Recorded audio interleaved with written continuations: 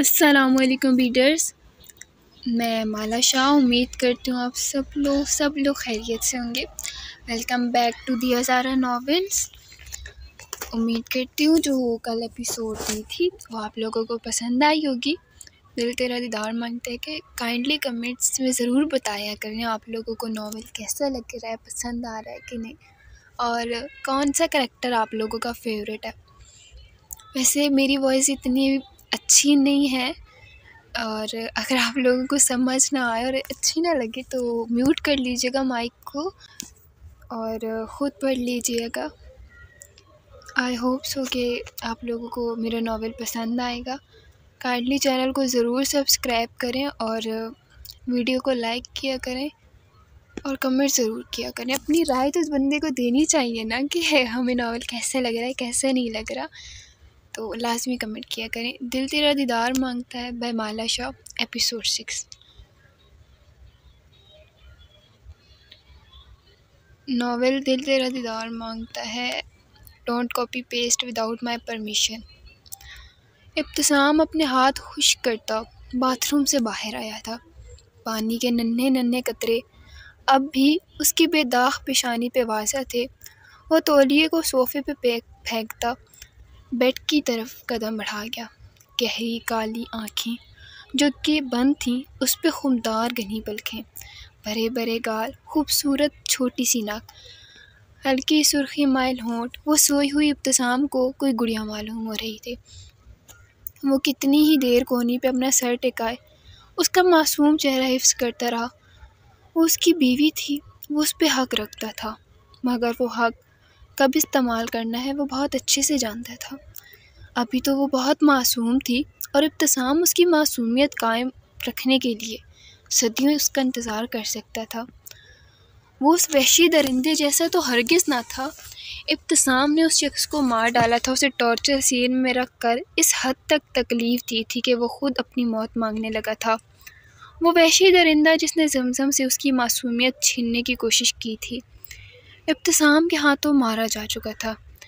इब्तिसाम आज भी तबरेज़ का शुक्रगुज़ार था जिसने उसकी मदद की थी।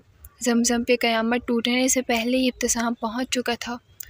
अगर वो वक्त पे ना आता तो उसने सोचकर झरझरी ली थी। जब ज़मज़म पैदा हुई थी तो वो 11 साल का था। सब घर में ज़मज़म को गुड़िया सही बुलाते थे। उसे लगने लगा था कि जब्बार सुमरो इब्तिसाम के दादा सही का रुझान इब्तिसाम की तरफ से हट चुका है। इब्तिसाम को ज़मज़म से चिढ़ होने लगी थी। एक दिन उसने गुस्से में ज़मज़म को सीढ़ियों से धक्का दे दिया था। वो उस वक्त 5 साल की थी। माथे से खून बहुत बह चुका था। दुरैद सुमरो को शुगर की बीमारी थी, वो अपना खून नहीं दे सकते थे। और शायान एहतिशाम ज़मज़म का भाई इंग्लैंड में अपनी खाला के पास था। ज़मज़म का बचना बहुत मुश्किल था। सबके ब्लड ग्रुप चेक हुए और इब्तिसाम का ब्लड ग्रुप मैच कर गया था। वो ख़ुद भी बहुत ज़्यादा डर गया था कि कहीं ज़मज़म को कुछ हो गया तो। उसने डॉक्टर से ये भी कहा था कि सारा खून ले लें, बस ज़मज़म को बचा दे। डॉक्टर उसकी बात सुनकर मुस्कुरा दी थी। कुछ दिनों में ही ज़मज़म की हालत बेहतर होने लगी थी। उसने इब्तिसाम के डर से किसी को ना बताया था कि उसे इब्तिसाम ने धोखा दिया है, धक्का दिया है, माजरत। इब्तिसाम भी बहुत शर्मिंदा था, इसलिए वो उसे देखने भी नहीं गया। उसकी दादी की ख्वाहिश थी कि ज़मज़म इब्तिसाम की दुल्हन बने, लेकिन सब ने ही उम्रों के फ़र्क को एक अहम मसला बना लिया था। इब्तिसाम का चिड़चिड़ापन कब मोहब्बत और मोहब्बत से बेइंतहा में बदला वो ख़ुद भी जान न पाया था। और आज गुड़िया सही उसके पास थी, उसकी बीवी के रूप में। वो अपनी सोच पे मुस्कुरा रहा था। वो ज़मज़म पे झुकता, उसके माथे पे पोसा देता, पीछे हुआ था।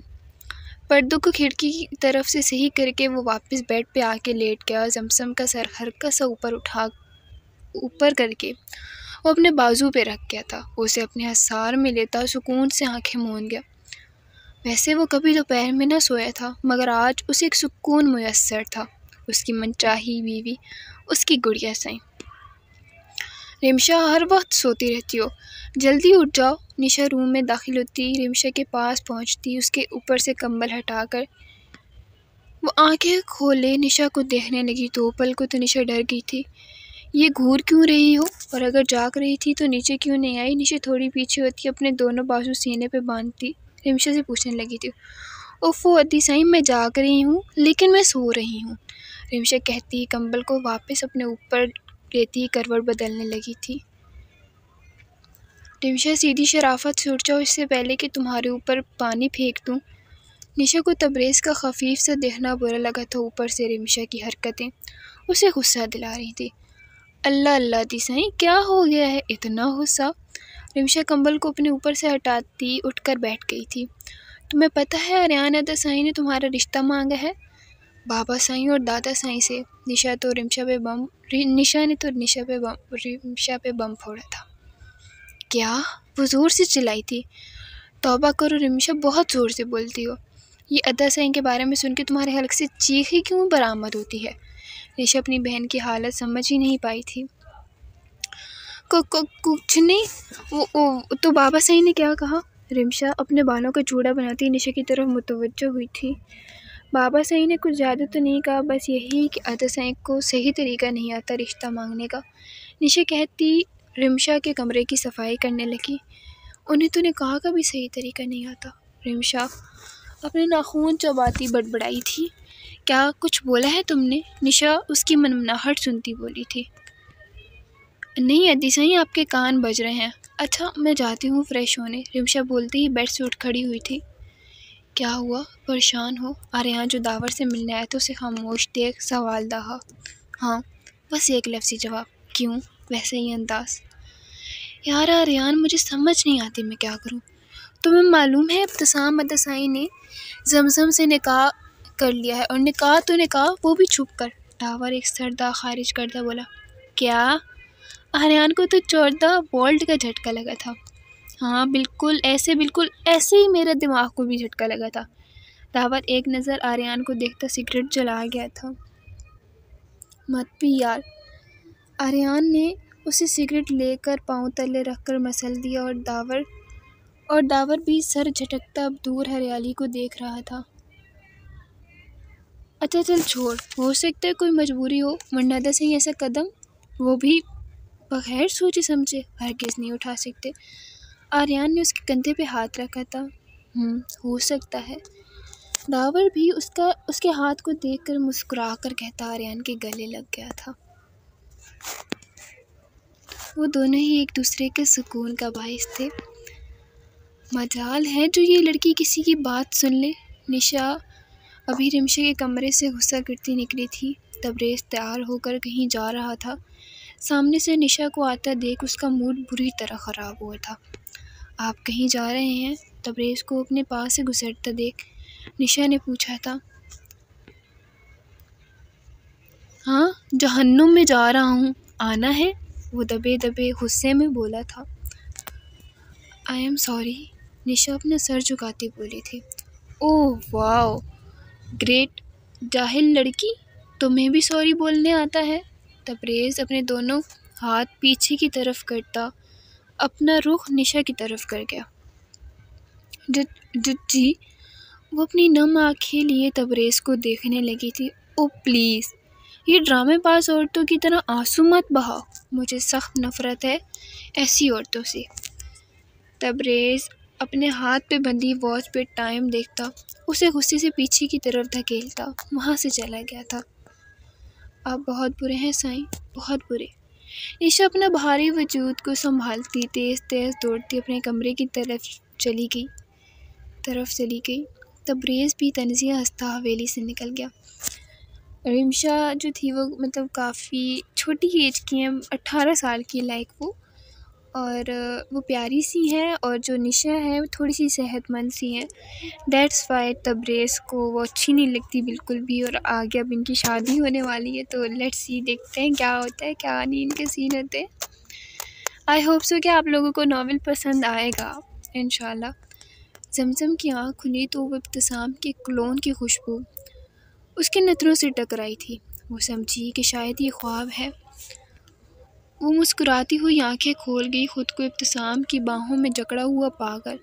उसकी मुस्कुराहट हवा हुई थी। शर्मो हया की लाली उसके गालों पे खिल आई थी। उसके भरे भरे गाल शर्म से लाल टमाटर हो चुके थे। उसने अपना दायां हाथ आगे बढ़ाकर इब्तिसाम की दाढ़ी को छुआ था। ये तो चुभती है, जमजम हल्की आवाज़ में मनमनाई थी। अपने हाथ को थोड़ा और ऊपर करते उसने इब्तिसाम के माथे पे बिखरे बालों को पीछे किया था। ये कितने सिल्की सिल्की है। उसके बालों में हाथ फेरती मुस्कुरा कर पूरी थी। ये आंखें भी बहुत प्यारी हैं, लेकिन अभी बंद हैं, जब खुलेंगी हम जब देख लेंगे। वो खुद ही अपनी बात पे हंसी थी। अब देख ले जानम साईं। इब्तिसाम अपनी आंखें खोलता हल्का सा मुस्कुराया था और जमजम शर्माती उसके सीने में ही मुँह छुपा गई। ये जुल्म है जानम साईं, मुझसे शर्मा कर आप मुझ में ही बना लेती हैं। इब्तिसाम जमजम के बालों पे अकीदत भरा बोसा देता अपनी आंखें फिर से बंद कर गया। हमें ऐसी बात करनी ही नहीं चाहिए थी, पर अब क्या करें। सबीहा कमरे के चक्कर लगाती कभी एक तरफ जा रही थी तो कभी दूसरी तरफ। अब उसकी टांगों में भी दर्द शुरू हो गया था। क्या करें हम अल्लाह पाक, हमें दसईं को ऐसे नहीं कहना चाहिए था। सबीहा परेशान होती अब रोने बैठ गई थी। जो फर्स्ट टाइम रीड कर रहे हैं तो वो पिछले एपिसोड को भी रीड कर लें। अभी तक तो आई थिंक ये 6 एपिसोड है, तो काइंडली रीड कर लें ताकि समझ आ जाए आप लोगों को स्टोरी। वैसे मैं बता देती हूँ कि सबीहा ने अपने भाई इब्तिसाम सुमरो को बातें सुनाई जमजम की वजह से, कि उसे लगा कि शायद उसका जमजम के साथ कोई गलत रिलेशन है, बट ऐसा नहीं था। वो इब्तिसाम की वाइफ है जमजम। और जब इसके आगे ये बात रिवील हुई तो अब इसे शर्मिंदगी हो रही है। हम उनसे माफ़ी मांग लेते हैं। हाँ ये ठीक है। सबीहा अपने आंसू साफ करती कमरे से निकल आई थी। दावर साईं खैरियत, आप इस वक्त यहाँ? दावर को हवेली में दाखिल होता थे सबीहा जो इब्तिसाम के कमरे की तरफ जा रही थी दावर की तरफ मुतवज्जा हुई, क्योंकि वो इस वक्त बल्कि अपना ज़्यादा वक्त डेरे ये ज़मीनों पे ही गुजारता था। जी बस सर में दर्द था, इसलिए आज जल्दी आ गया। दावर अपनी उंगलियों से सर को हल्का सा मसलता बोला था। क्या हम आपको चाय बना दें? सबीहा को तकलीफ़ हुई थी दावर की तकलीफ़ सुनकर। नहीं, आप भी थकी हुई होंगी, आप आराम करें, बस मैं किसी मुलाजमा से कह दूँगा। दावर नहीं चाहता था कि वो सबीहा को तंग करे। अरे नहीं, हम बिल्कुल ठीक हैं, आप अपने कमरे में जाएं, हम चाय बनाकर आपको भेज देंगे। सबीहा कहती किचन की तरफ चली गई और दावर भी अपने रूम की तरफ चला गया। देखो रानी, अभी फ़िलहाल मैं कुछ नहीं कर सकता। तबरेज़ शाह रानी एक नाचने वाली लड़की का हाथ पकड़े उसके कदमों में बैठा उसे मना रहा था। बस रहने दे शाह साहिब, मुझे आपने सिर्फ अपनी ज़रूरत के लिए रखा हुआ है। निकाह हुआ है हमारा, आखिर आप ये बात सबको बता क्यों नहीं देते? रानी अपना मुंह दूसरी तरफ फेरती गुस्से से बोली थी। रानी, आइंदा के बाद ऐसी बात मत करना। तुम मेरी मोहब्बत और तुम्हारा हक मैं कभी भी किसी को नहीं दे सकता। तबरेज़ उठता अपनी कमीज़ से नामौलूद गर्द छाड़ता रानी के पास बेड पे बैठ गया। तो आखिर मुझे ये बता दें, आप शादी ही क्यों कर रहे हैं? रानी को डर था कि कहीं तबरेज़ उससे लापरवाह ना हो जाए। रानी मेरी बात को समझो यार, अगर तुम भी नहीं समझोगी तो कौन समझेगा? तबरेज़ रानी के मुंह को अपनी तरफ करता उसकी आंखों में देखता बोला था। क्या समझूं मैं शाह साहब? यही कि एक तवाइफ को कोई भी शाहों की बहू के रूप में कबूल नहीं करेगा। रानी अपनी आंखों में नमी लाती मासूमियत से गोया हुई। अरे पागल, बिल्कुल भी ऐसा नहीं होगा। तुम मेरी बीवी हो, मैं तुम्हें हवेली लेकर जाऊंगा। तबरेज़ रानी के माथे पे बोसा देता बोला था। पर कैसे शाह साहब, वहाँ कोई मुझे कबूल नहीं करेगा। रानी आज किसी सूरत भी हार मानने वाली न थी। वह ऐसे कि मैं निशा सिकंदर शाह से शादी करके उसे एक पल भी सुकून से नहीं रहने दूंगा। इतनी अजियत और इतनी तकलीफ़ दूंगा कि खुद तलाक लेने पे आमादा हो जाएगी। उसके बाद मैं सबके सामने तुम्हें ले आऊँगा। तबरेज़ गहरी सांस खारिज करता बोला था। रानी भी उसका इरादा जानकर अब जी जान से मुस्कुराती अपनी बाहों को तबरेज़ के गिर्द हायल कर गई थी। साईं, जमजम ने एक आंख खोलकर इब्तिसाम को पुकारा जो पूरी दुनिया से बेखबर सुकून से सो रहा था। हम जाएं? जमजम उसे उसे सोया हुआ देखकर भी सवाल कर रही थी। साईं, जमजम ने अपना एक हाथ उसकी आंखों के आगे लहराया, मगर वो अब भी पुरसुकून सोया था। ये पुरसुकून नींद उसे कितने अरसे बाद आई थी, ये सिर्फ वही जानता था। शुक्र है सो रहे हैं, चलो भागिए जमजम। वो अपनी ही हंसी को छुपाती आराम आराम से उसकी बाजुओं के बंद को हटाती आहिस्ते से चलती हुई इब्तिसाम के कमरे से निकल गई। एक शख्स ने लिखकर भेजा है, तुम भी आना। जुगनू, कलियाँ, चांद सितारे आएंगे। मैं अक्सर सोचता हूँ और सोच कर हंसता हूँ, यार हम दोनों एक तस्वीर में कितने प्यारे आएंगे। आर्यान रिमशा के कमरे में खिड़की से दाखिल होता उसके करीब आ रहा था, जो अभी असर की नमाज़ पढ़कर उठी थी और खाने की भूख सता रही थी।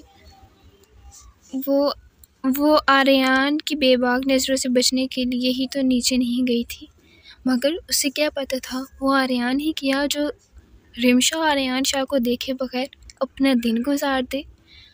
आर्यान पल पल रिमशा के चेहरे पे आती जाती लाली को देखता महसूस हो रहा था। आप? रिमशा, जो अपना दुपट्टा उतारने ही वाली थी, उसे दोबारा से बांधते हुए मुश्किल कह पाई थी। हाँ, मैंने सोचा मेरी छोटी सी शपाटरी मुझे याद कर रही होगी। अब शपाटरी से लोग सोच रहे होंगे पता नहीं शपाटरी क्या होता है। एक कीड़ा होता है, ठीक है, एक कीड़े की तरह होता है, छोटे से होता है वो। हेलीकॉप्टर, पंजाबी में तो हम उसे कहते थे हेलीकॉप्टर, जैसे वो उड़ने वाला कीड़ा होता है। सर्दियों के मौसम, बारिशों के मौसम में वो अक्सर नज़र आते हैं गांव देहात में।